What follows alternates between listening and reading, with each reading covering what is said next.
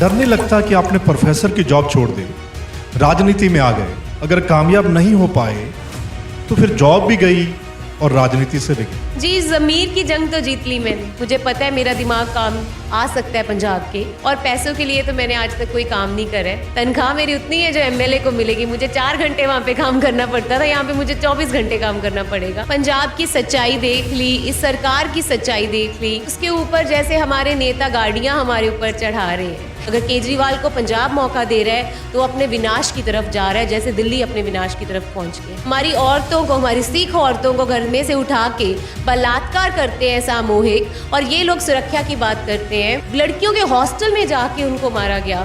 तो आप बताएं कि ये कौन सा दिल्ली मॉडल यहाँ लेके आ रहे हैं। मुक्तसर साहिब में ऐसा आपको क्या लगा कि ये चीज़ होनी चाहिए और राजनीति में आके मैं करूँ? आज भी 8वीं के ऊपर स्कूल नहीं है। ये है यहाँ का विनाश, और दबाव है, धक्के से लोगों के घर पे झंडे लगाए हैं, सब कुछ करा है। ये जो बड़े बड़े नेता हैं, बड़े धुरंधर, कई बार जीत चुके हैं, उनके पास पैसा भी है, पैसा वो खर्च भी कर रहे हैं। मैं देख रहा हूँ उनकी झंडियाँ लगी, पोस्ट लगे। तो आप इस मामले में कैसे मुकाबला करेंगे? और ये साफ दर्शाता है कि जो आज लोगों को ये डरा रहे हैं, ये हम जैसे आम लोगों से डरे हुए हैं, और वो बहुत बड़ी बात है। नमस्कार, मैं आपका मित्र सर बेहतर। मेरे साथ ये जो लड़की है, ये कैंडिडेट है, पंजाब में चुनाव लड़ रही है, और मैं इनका इंटरव्यू करने क्यों आया हूं, पहले तो आप ये सुन लीजिए।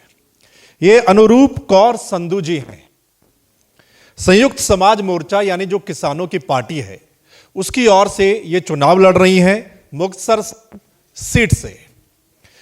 लेकिन खास बात जो है वो ये कि दिल्ली में प्रोफेसर की जॉब छोड़कर ये राजनीति में उतरी हैं।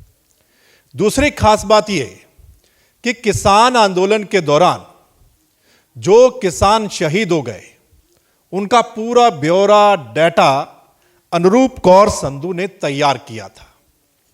हमें पता चला, इसलिए हम इनका इंटरव्यू करने के लिए आए हैं कि राजनीति में आप क्यों आए हैं, प्रोफेसर की जॉब छोड़कर आ गए। राजनीति में तो बहुत बड़े बड़े धुरंधर नेता इतने सालों से राजनीति कर रहे हैं, जीत रहे हैं, और आप छोटी सी उम्र में प्रोफेसर की जॉब छोड़कर राजनीति में आ गई। कैसे करेंगे आप उनका मुकाबला? जी, सच्चाई में बहुत ताकत होती है, और हम तो गुरुओं की धरती हैं। यहाँ तो हमने अपनी सच्चाई से अकेले अकेले चले हैं। अगर कर बाबा नानक सोचते मैं किसी का क्या भला करूँगा, तो वो सारी दुनिया में नहीं जाते। वो अपना एक संदेश लेके गए, और वही संदेश मैं लेके जा रही हूँ, और जो सच्चाई का संदेश है। हमारे गुरु भी अकेले ही खड़े हुए, उन्होंने किसी का इंतज़ार नहीं करा कि कोई और खड़ा होगा, और इसीलिए आज हम सारी दुनिया में हमारी कौम को लोग याद रखते हैं, क्योंकि हम अपने हकों के लिए खड़ना सीख चुके हैं, और इसीलिए मैं यहाँ आई हूँ। जी अनुरूप, आपको अभी डर नहीं लगता कि आपने प्रोफेसर की जॉब छोड़ दी, राजनीति में आ गए, अगर कामयाब नहीं हो पाए तो फिर जॉब भी गई और राजनीति से भी गए? जी, ज़मीर की जंग तो जीत ली मैंने। अच्छी बड़ी बात यह है कि हम अपने ज़मीर की जंग जीते, और मैं यहाँ पे हारने जीतने उस मामले से आई नहीं हूँ। मैं आई हूँ कि किसी तरह सेवा कर सकूँ, और नहीं तो यहाँ की जो पार्टीज़ है उनको ही सुधार सकें, कि वो भी अच्छे लोगों को आगे मौका दें। और अगर मुझे मौका मिलता है तो जैसे मैंने निस्वार्थ सेवा वहाँ पे की, अपने शहीदों की सेवा करी, वही निस्वार्थ सेवा मैं यहाँ करूँगी। और मेरे में पोटेंशियल है, मुझे पता है मेरा दिमाग काम आ सकता है पंजाब के, और वो मैं दिमाग अपना पंजाब की तरफ लगाऊं, अपनी मातृभूमि की तरफ लगाऊं। अनुरूप किसान आंदोलन में समर्थन कर रहे थे, और अभी सिर्फ 29 साल की उम्र है इनकी, और राजनीति में ये किस्मत आजमा रही हैं। अनुरूप, मतलब किसानों की तरफ से आपको अप्रोच किया गया, राजेवाल मतलब या जो बड़े किसान नेता, उनकी तरफ से अप्रोच किया गया, या आपने खुद कहा कि मैं मतलब लड़ना चाहती हूँ इसमें भी?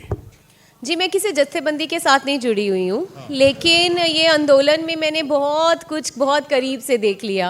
पंजाब की सच्चाई देख ली, इस सरकार की सच्चाई देख ली। अगर हमें अपने जायज़ हकों के लिए भी सड़कों पे जान गंवानी पड़ रही है, और 13 महीने लगाने पड़ रहे हैं, उसके ऊपर जैसे हमारे नेता गाड़ियाँ हमारे ऊपर चढ़ा रहे हैं, वो सब चीज़ें मतलब हम देखते हैं और फिर सोचते हैं कि क्या हम सच में लोकतंत्र में रह रहे हैं। इसलिए मैं यहाँ आई हूँ और मुझे कोई डर नहीं है और सेवा के भाव से आई हूँ और सेवा तो भगवान ने कहीं भी करवा लेनी है और मुझे लगता है कि जो हमारे अकाल पुरख है उन्होंने मुझे इस रास्ते पे चलाया है और पैसों के लिए तो मैंने आज तक कोई काम नहीं करा है, ना मैंने काम प्रोफेसरी का करा। तनख्वाह मेरी उतनी है जो एमएलए को मिलेगी। मुझे 4 घंटे वहाँ पे काम करना पड़ता था, यहाँ पे मुझे 24 घंटे काम करना पड़ेगा, लेकिन मैं तैयार हूँ क्योंकि मुझे लगता है कि ज़रूरत है कि हम जैसे लोग आगे आएँ। और जब इनका एप्लीकेशन प्रोसेस स्टार्ट हुआ था मैंने तभी अपनी एप्लीकेशन डाली और इन्होंने भी सबने मुझे ऐसे बोला, मुझे बाद में भी, कि एक अकेला नाम था जिसमें सारे जत्थेबंदियों ने समर्थन दिया कि हम इस लड़की को ही ये सीट देंगे और ये यहीं से लड़ेगी। तो अगर आप देखें तो दोनों तरफ से ही है, लेकिन मैंने ये भी लिखा था अपनी एप्लीकेशन में, मुझे मदद करने दो, मुझे कैंडिडेट बनाना ज़रूरी नहीं है, कोई और कर रहा है तो उसकी मदद करने दो, लेकिन लोगों को आप बदलाव का एक मौका दो, क्योंकि लोगों के पास मौका नहीं है। हम कल उनको क्यों बोलेंगे उनके बारे में कि वो मूर्ख हैं और वो उन सरकारों को ही चुन रहे हैं जिन्होंने उनको सड़क पे बिठा दिया, या केजरीवाल जैसी सरकार जिन्होंने कुछ मदद भी नहीं करी जब हम सड़कों पे बैठे थे। पर जब हम उनको मौका नहीं देते, अच्छे लोग खुद आगे नहीं आ रहे हैं। तो मेरा ये भी था कि ठीक है, अगर हम में कुछ क्षमता है तो हम कुछ कर सकें। लेकिन पंजाब के जो ये आम आदमी पार्टी का आपने जिक्र किया, वो कहते हैं कि हमें मौका दो, एक मौका केजरीवाल को दे दो, बाकी को आपने देख लिया।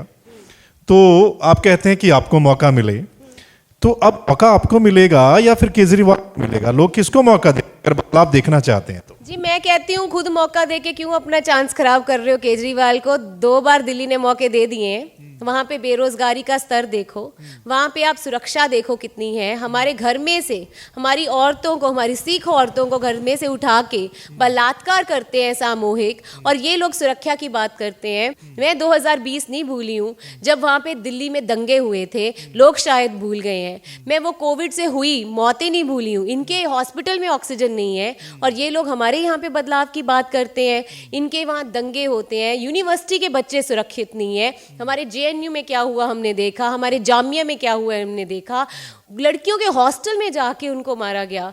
तो आप बताएं कि ये कौन सा दिल्ली मॉडल यहाँ लेके आ रहे हैं? लोगों ने इनको मौके दे दिए हैं और अगर केजरीवाल को पंजाब मौका दे रहा है तो अपने विनाश की तरफ जा रहा है, जैसे दिल्ली अपने विनाश की तरफ पहुंच गया।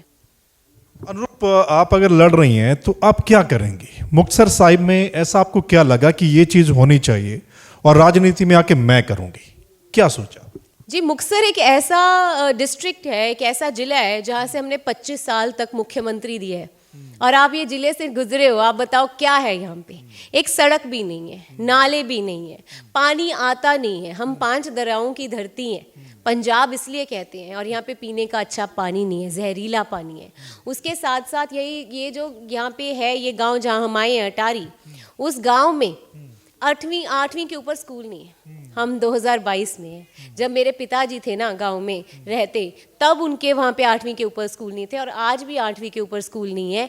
ये है यहाँ का विनाश। मैं किसी को विकास नहीं कहती हूँ, यहाँ पे विनाश हो रखा है और हम ये बदलेंगे। पहले तो बुनियादी सुविधाएं लाएंगे, उड़ती कारों की बात तो बहुत दूर की बात है।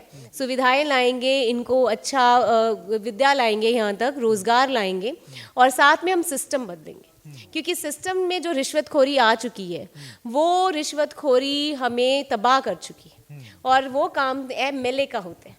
एमएलए का काम ये नहीं होता चिट्ठी देके काम कराओ, उस अफसर को पकड़ो जो चिट्ठी देके काम कर रहे हैं और वैसे काम नहीं करते। अच्छा अनुरूप, किसान आंदोलन के दौरान हमने देखा पूरे पंजाब के किसानों ने साथ दिया, हरियाणा यूपी के किसानों ने साथ दिया, लेकिन अभी क्या आपको लग रहा है कि उस हिसाब से किसान ये किसानों वाली पार्टी का साथ दे रहे हैं?